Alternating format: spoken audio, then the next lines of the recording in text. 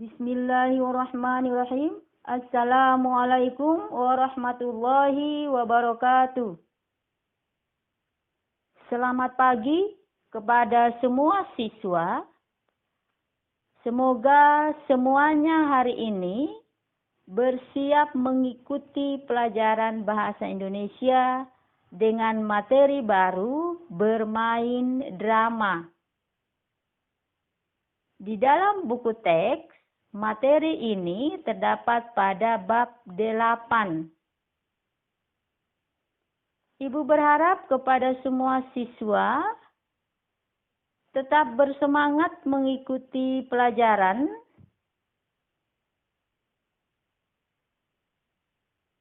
sehingga bisa dengan baik menjawab setiap pertanyaan yang disajikan nanti pada akhir pembelajaran. Semuanya perhatikan. Adapun KD yang dipelajari pada materi drama adalah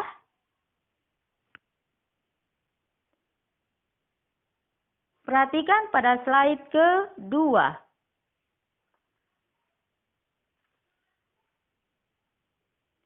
Urutan kegiatan 1. Penyajian materi 2. Penilaian refleksi 3. Penugasan 4. Ulangan harian 2. Kegiatan 1-2 akan dilakukan hari ini, sedangkan kegiatan 3 dan 4 akan dilakukan pada minggu-minggu berikutnya.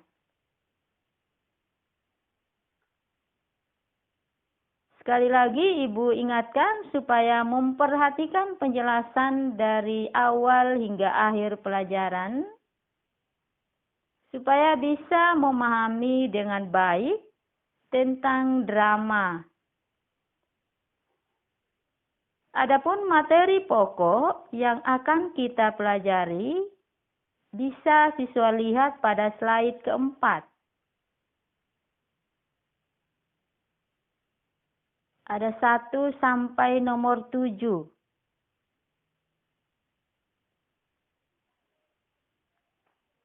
Ibu akan mulai penjelasan pada slide ke-5, yaitu tentang alur atau struktur drama.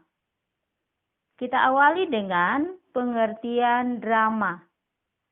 Salah satu pengertian drama adalah sebuah cerita atau kisah yang menggambarkan kehidupan dan watak melalui tingkah laku akting atau dialog yang dipentaskan.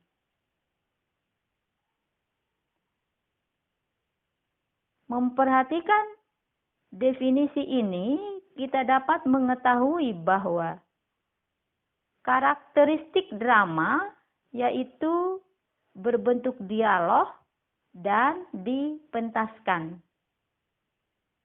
Sedangkan karakteristik lainnya sama dengan karya fiksi lainnya, yaitu cerpen dan novel, yaitu sebuah kisah atau cerita yang menggambarkan kehidupan manusia, yaitu sama-sama sebagai karya fiksi. Jadi drama juga adalah karya fiksi yang serupa dengan novel dan cerpen. Berikut alur atau struktur drama. Alur adalah bagian-bagian drama yang tersusun secara sistematis. Dalam konteks lain, alur bisa ditafsirkan sebagai jalinan cerita antar peristiwa yang satu dengan peristiwa lainnya yang dihubungkan oleh hubungan sebab akibat peristiwa. Secara bentuk definisi tampak berbeda tetapi sesungguhnya sama yang dimaksud, karena bagian-bagian drama yang tersusun secara sistematis itu pula harus memiliki hubungan peristiwa yang satu dengan peristiwa lainnya sehingga bisa tersusun secara sistematis.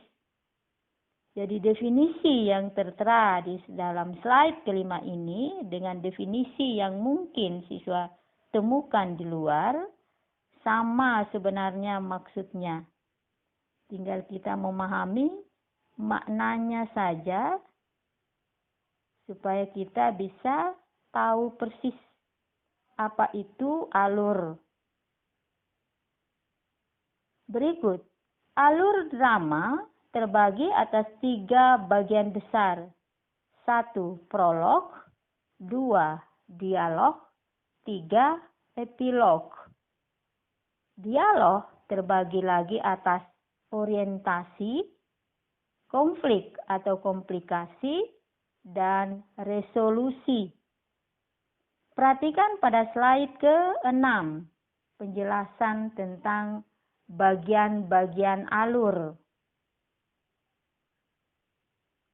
Alur drama terdiri dari 1. Prolog adalah kata-kata pembuka atau pengantar ataupun latar belakang cerita yang biasanya disampaikan oleh dalang atau tokoh tertentu.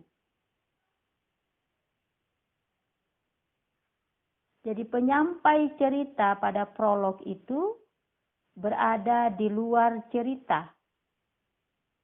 Kalau dalam teks akan tampak sajian prosa atau sajian dalam bentuk paragraf.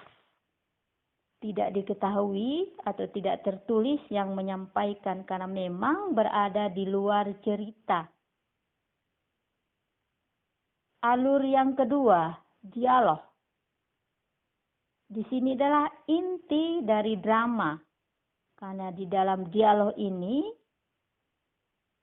akan siswa temukan semua hal yang berkaitan dengan cerita. Dialog yang pertama akan diawali dengan orientasi.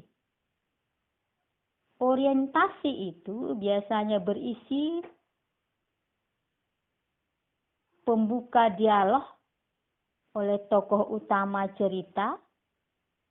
Kemudian pada orientasi itu kita akan mengetahui tokoh-tokoh cerita, situasi cerita, hingga pada akhirnya akan menimbulkan masalah di antara tokoh-tokoh cerita itu. Nah, kalau sudah menimbulkan masalah, maka itu sudah masuk pada dialog atau tahap dialog yang berikutnya, yaitu komplikasi atau bagian tengah cerita. Pada bagian tengah cerita ini, tokoh utama, baik protagonis maupun antagonis, biasanya sudah mengalami masalah atau rintangan di dalam menyelesaikan tujuan-tujuannya. Setelah ada konflik, akan muncul resolusi, yaitu dialog pada bagian ketiga atau C. Resolusi artinya adalah penyelesaian masalah oleh tokoh cerita. Penyelesaian masalah itu bisa ke arah negatif, bisa ke arah yang positif.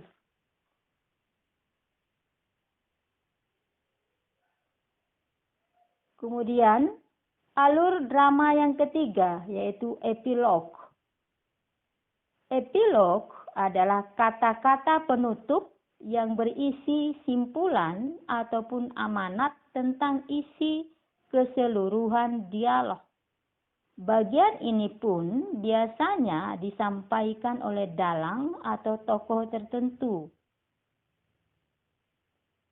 Baik nomor 1 atau alur yang pertama dengan alur yang ketiga yaitu epilog, itu sama-sama tersaji dalam bentuk prosa atau paragraf.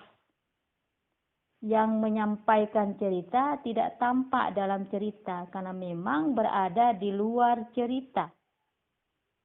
Jadi kalau siswa melihat teks drama, kalau ada tokoh yang menyampaikan sesuatu, maka itu masih termasuk dalam konteks dialog.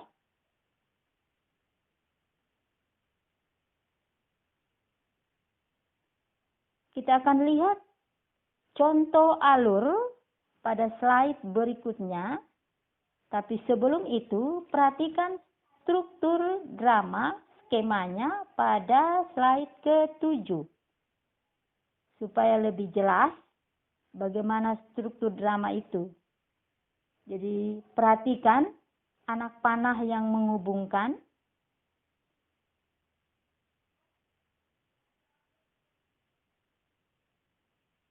Terbagi atas bagian besar, prolog, dialog, epilog.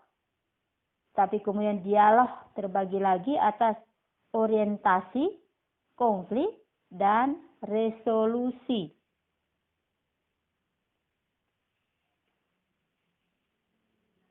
Sekarang perhatikan slide ke-8.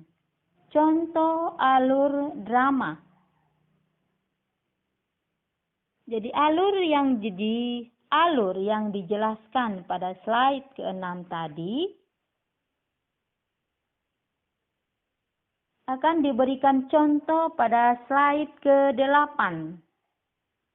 Perhatikan, kita akan mengambil penggalan teks drama Panembahan Reso, karya W.S.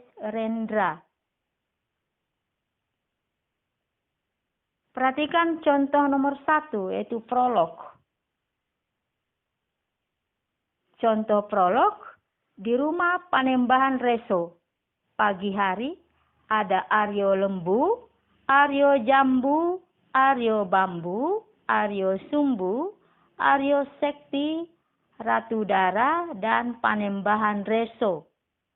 Perhatikan sajiannya masih dalam bentuk paragraf. Tidak tampak yang menyampaikan cerita karena memang berada di luar cerita sehingga tidak berbentuk dialog. Alur yang kedua, penggalan dialog untuk orientasi. Perhatikan, diawali dengan pembuka dialog oleh Sekti, dilanjutkan Reso, kemudian Lembu.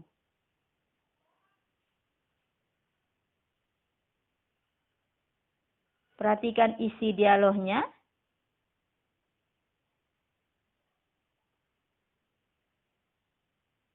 Berikut slide ke-9. Contoh konflik dalam drama. Ibu bacakan contoh konflik. Percakapan dari tokoh Lembu. Begitulah, kecuali keadaan di Tegalwurung. Panji Tumbal berhasil ditawan oleh Pangeran Kembar.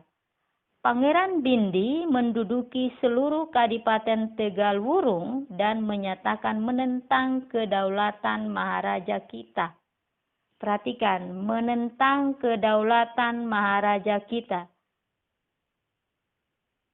Kemudian dilanjutkan oleh tokoh Reso, bukan persoalan remeh. Kemudian Dara berkata, ia bukan putra tertua dari almarhum Sri Baginda Raja yang dulu.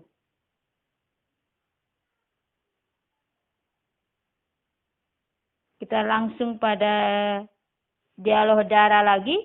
Jadi ia menentang kekuasaan Maharaja kita. Jadi Pangeran Bindi yang tadi membuat masalah atau ingin merebut kedaulatan Maharaja, tidak ada yang menyetujuinya, berarti terjadi konflik antara yang mendukung Maharaja dan yang mau menentang Maharaja.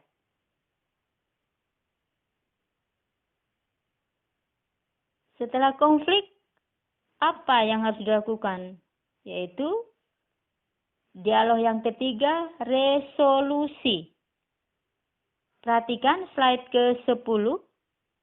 Kira-kira resolusi apa yang diambil untuk menyelesaikan masalah yang ingin menentang kedaulatan Maharaja?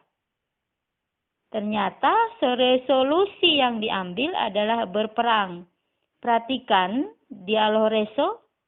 Setelah Anda semua beristirahat beberapa hari, bantulah Sri Baginda untuk memerangi para pemberontak. Anda semua mempunyai pengalaman yang luas di dalam pertempuran. Jadi resolusi yang diambil adalah bertempur. Kita lihat alur yang terakhir, yaitu epilog.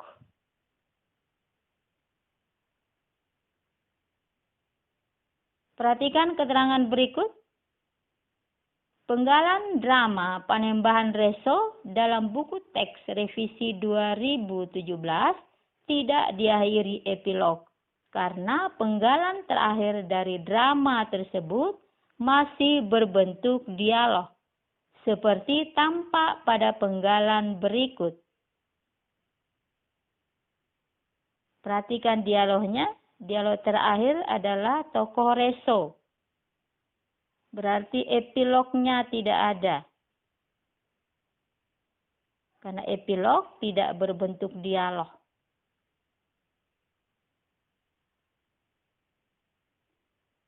Itulah penjelasan tentang alur dalam drama. Semoga dipahami.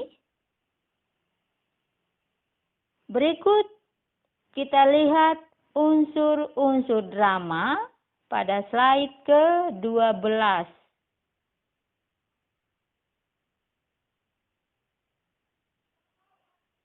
Ada 1 sampai 6. Jadi ada alur, latar, tokoh, dialog, tema, pesan.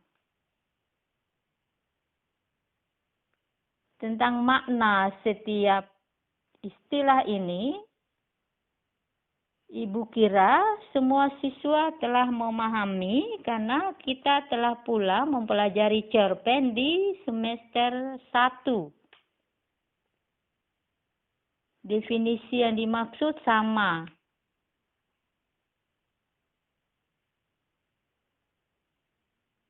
Dalam drama juga memiliki unsur intrinsik. Itulah yang ke-6 tadi yang disebut dengan unsur intrinsik. Sedangkan unsur ekstrinsik sama pada semua cerita, yaitu tentang pendidikan, agama, ekonomi, dan lain-lain. Jadi berkaitan dengan hal-hal yang mempengaruhi secara eksternal terbentuknya sebuah drama. Itu unsur ekstrinsik.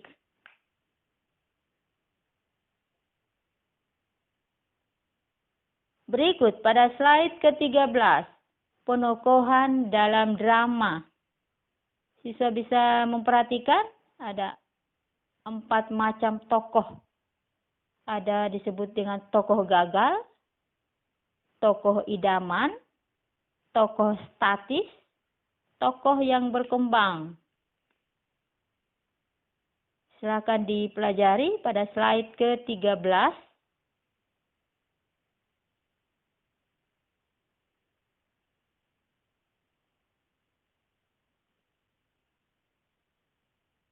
Berikut pada slide ke-14. Persiapan mementaskan drama. Apa saja yang perlu dipersiapkan? 1. Penyusunan naskah. Bagaimana supaya kita bisa mendapatkan naskah atau skenario drama? Yang pertama, bisa menulis sendiri atau menggunakan karya lain sebagai ide cerita. Misalnya cerpen, novel.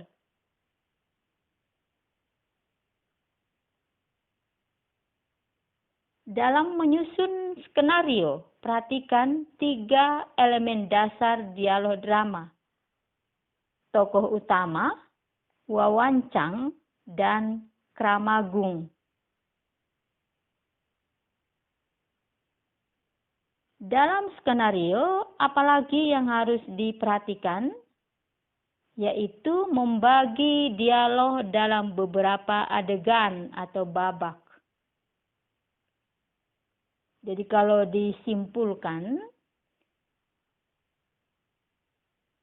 persiapan drama itu dimulai dengan menyiapkan skenario.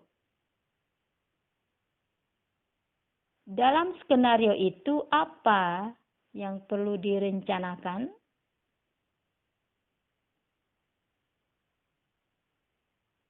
Atau yang perlu diperhatikan? Perhatikan 3 elemen dasar dialog drama. Tokoh utama, wawancang, dan kramagung. Lalu kemudian, bagi dialog dalam beberapa adegan atau babak bila memang skenario itu panjang.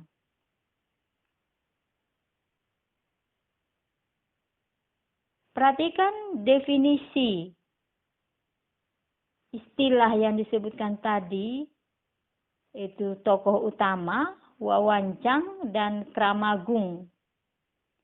Ada pada slide ke-15.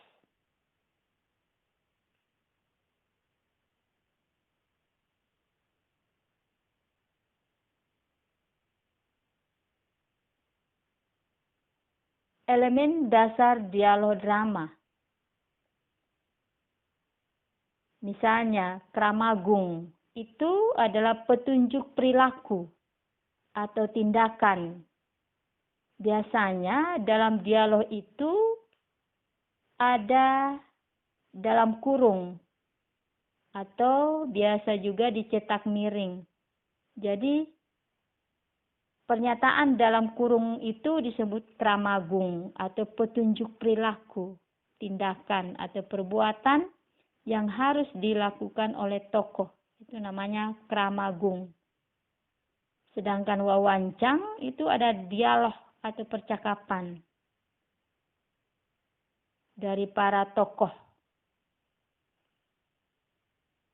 Berikut pada slide ke-16, isi drama. Isi drama, kita berbicara tentang unsur drama yaitu tema. Jadi tema adalah unsur intrinsik drama.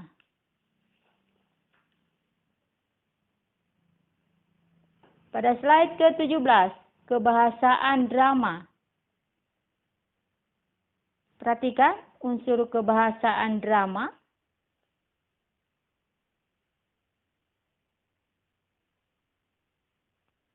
Di sini dikatakan bahwa kebahasaan drama itu hampir sama dengan percakapan sehari-hari. Karena memang drama itu adalah sebuah karya fiksi yang telah Ibu sampaikan pada saat mempelajari cerpen bahwa karya fiksi itu penulis bebas menggunakan bahasa, baik konotasi maupun denotasi, baik bahasa baku maupun bahasa tidak baku, baik bahasa percakapan maupun bahasa resmi. Semuanya sah-sah saja digunakan, disesuaikan dengan latar atau konteks cerita drama. Contoh, latar cerita terjadi di istana. Tidak mungkin kita akan menggunakan percakapan sehari-hari bila latarnya adalah istana. Tapi kalau latarnya berkaitan dengan desa, berkaitan dengan anak muda di suatu tempat yang tidak formal, maka bahasa apa saja bisa digunakan dalam konteks drama. Jadi intinya yang penting disesuaikan dengan latar dari drama itu sendiri. Tidak boleh asal menggunakan bahasa baku ataupun bahasa non-baku. Harus disesuaikan dengan latar. Masih tentang kebahasaan drama, pada slide ke-18.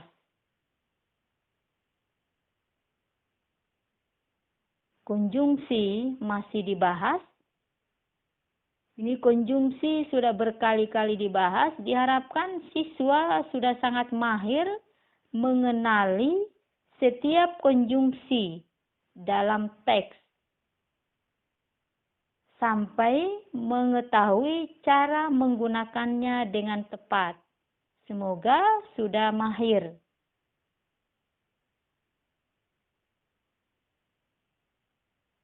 Tentang kebahasaan drama lainnya, silakan siswa baca pada slide ke-18.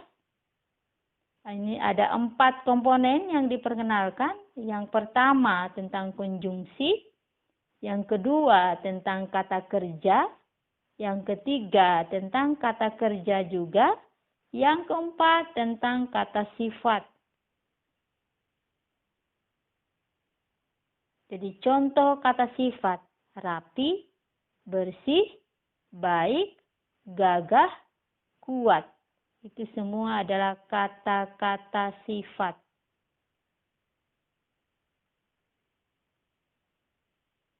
Demikianlah unsur kebahasaan drama.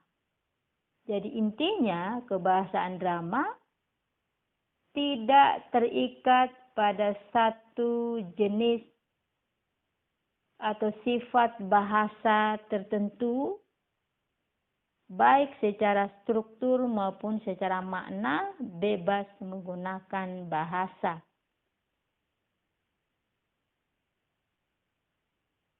Berikut slide ke-19 tentang teknik dan langkah-langkah pementasan drama.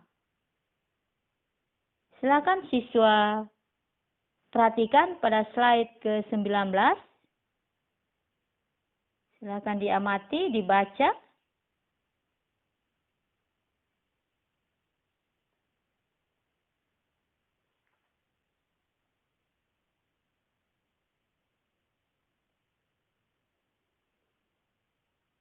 Demikianlah penjelasan materi hari ini. Sebelum Ibu memberikan tes atau uji kepemahaman hari ini, Ibu mencoba menyimpulkan materi drama yang kita pelajari hari ini. Kesimpulan pembelajaran materi drama. A. Drama merupakan bagian dari karya fiksi. B. Alur drama ada 3 bagian besar, yaitu prolog, dialog, dan epilog. C. Drama memiliki unsur dialog yang tidak dimiliki oleh karya fiksi lain. D. Ciri khas kebahasaan drama serupa dengan percakapan sehari-hari. E. Ide menulis drama bisa muncul dari pengalaman sendiri atau orang lain dan bisa dari karya lain, misalnya cerpen. Inilah kesimpulan materi yang kita pelajari hari ini.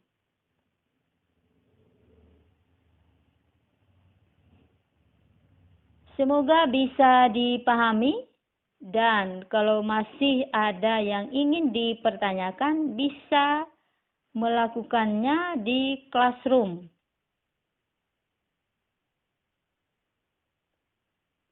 Untuk mengetahui pemahaman siswa tentang drama, Ibu akan mengakhiri pelajaran ini dengan memberikan penilaian refleksi.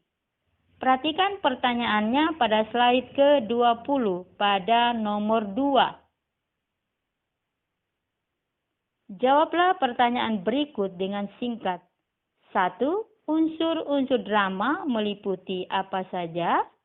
2. Adakah unsur yang berbeda pada drama dengan karya sastra yang lain seperti cerpen? Jelaskan. Silakan siswa kerjakan tes ini sekarang. Jadi tesnya ada pada slide ke-20 pada nomor 2. Ada 2 pertanyaan yang harus dijawab. Dan dikirimkan jawabannya melalui classroom secara individu.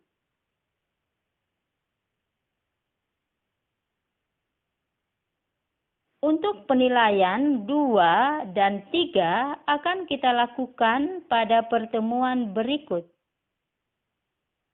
Pada minggu-minggu berikut. Demikianlah materi hari ini, lebih dan kurangnya. Sampai di sini saja.